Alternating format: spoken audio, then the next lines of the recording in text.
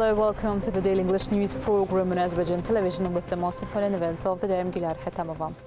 On 6 October, President İlham received Speaker of the National Assembly of the Republic of Serbia, Vladimir Orlić.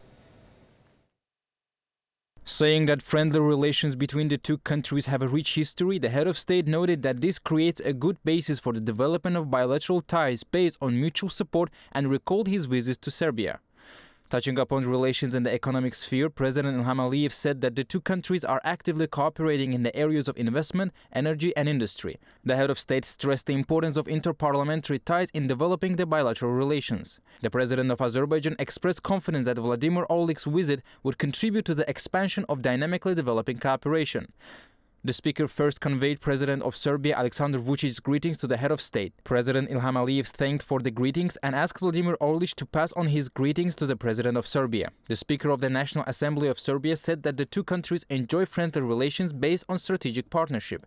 The sides pointed out that Azerbaijan and Serbia have always supported each other's territorial integrity and sovereignty, as well as rightful positions within international organizations. They noted that the bilateral relations are based on the principle of strategic partnership, mutual understanding and mutual respect, and stressed the importance of interparliamentary ties and cooperation in international interparliamentary organizations. President İlham also received World Health Organization Regional Director for Europe, Hans-Henrik Kluge. Hans-Henrik Kluge conveyed the greetings of Director General of the World Health Organization Tedros Adhanom Ghebreyesus to the head of state. President İlham thanked for the greetings and asked Hans-Henrik Kluge to communicate his greetings to Tedros Adhanom Ghebreyesus. The WHO Regional Director for Europe noted that Azerbaijan's personally President İlham's activities as the chairman of the non-aligned movement were highly appreciated in the field of global healthcare leadership. He expressed gratitude for the holding on the initiative of President İlham as the chairman of the non-aligned movement of an online summit of the non-aligned movement contact group dedicated to the fight against coronavirus in May 2020 under the motto United Against COVID-19, and commended Azerbaijan for initiating a resolution on the fair and equal distribution of vaccines as well as for its activities. Hans-Henrik Kluge underlined that Azerbaijan provided support to more than 80 countries during the pandemic and said that the database system on the fight against COVID-19 created by Azerbaijan as part of the non-aligned movement was very fruitful and made a great contribution to the implementation of the Sustainable Development Goals. During the conversation, they exchanged views on the situation in Azerbaijan's Karabakh region. Hans-Henrik Kluge pointed out that the visit of the mission, which included representatives of the UN Resident Coordinator Office and WHO Baku office to the Karabakh region of Azerbaijan, was highly appreciated. President İlham hailed WHO's support for Azerbaijan in the fight against COVID-19, highlighted Azerbaijan's assistance to more than 80 countries as the chairman of the non-aligned movement, the establishment of the database system on the fight against COVID-19 as part of the NAM, as well as the country's efforts toward vaccine solidarity. The head of state underlined that Azerbaijan implements national, regional and international aid programs. On the situation in the Karabakh region of Azerbaijan, President İlham said that it was the fictitious regime that caused turmoil among local population in Karabakh and forced them to move to Armenia. The head of state pointed out that Azerbaijan had supported medical evacuations through the International Committee of the Red Cross since establishment of the Lachin state border checkpoint.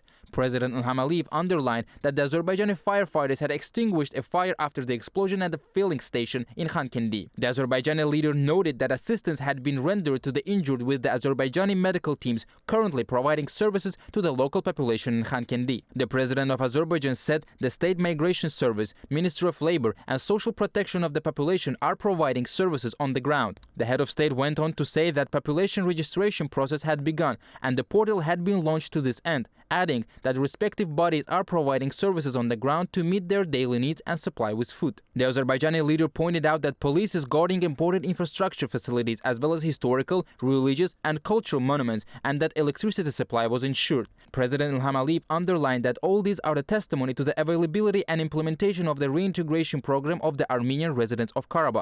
The fact that the UN Resident Coordinator Office in Azerbaijan and representatives of the organization's respective specialized agencies will shortly make a trip to the region and that Azerbaijan backs this process was noted at the meeting.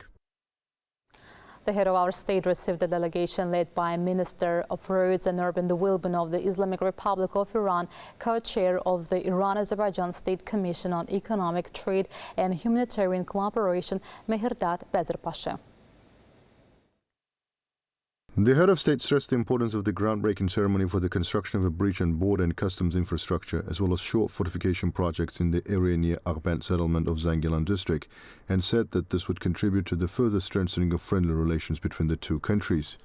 President Ilham Aliyev noted that Azerbaijan was continuing its activities in the creation of transport corridors in both bilateral and multilateral formats. He noted the importance of the construction of the bridge and border and customs infrastructure near Ağbent settlement of Zangilan district, adding that the groundbreaking ceremony for shore fortification projects in the area was significant from the standpoint of the diversification of these roads. President Ilham Aliyev underlined the construction of roads and railways connecting the two countries was of great importance for the region and would serve stability and cooperation for the entire region.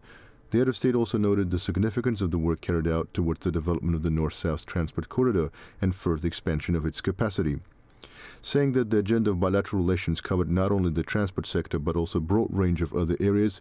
President of Azerbaijan hailed the activity of the Intergovernmental Commission, noting that good results had been achieved in all areas.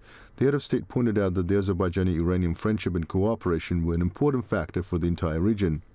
President Ilham Aliyev also emphasized the importance of addressing regional issues with the participation of countries of the region, noted that Azerbaijan had initiated cooperation in a 3+3 format, and described the fact that meetings would soon be held in this format as a positive step. Mehrdad Bazarpash conveyed the greetings of President of the Islamic Republic of Iran, Sayyid Ibrahim Raisi, to the President of Azerbaijan.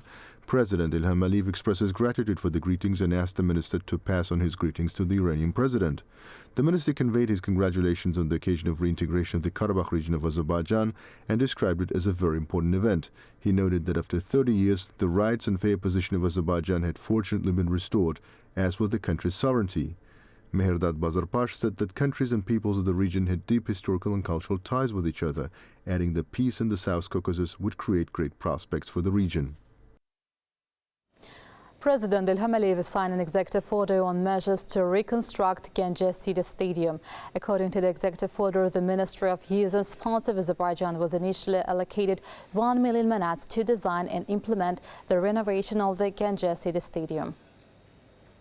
Allegations made by the French president regarding Azerbaijan and Turkey's refusal to participate in the Granada meeting are a clear example of hypocrisy. The dissemination of deceitful information on this matter by the French president is unbecoming of a head of state, says the statement issued by the Ministry of Foreign Affairs of Azerbaijan regarding allegations by French President Emmanuel Macron during the Granada press conference. It is absurd that France, which ignored the Armenian occupation of Azerbaijani territory for 30 years and still holds 8 villages under occupation, accuses Azerbaijan of occupying 150 square kilometers of Armenian land. Azerbaijan hasn't seized the territory of any nation, and it's irrational to assert that the areas where Azerbaijani troops are deployed on the demarcated border belong to Armenia. It is unacceptable and pointless to communicate with Azerbaijan using a language of coercion, the statement underscores.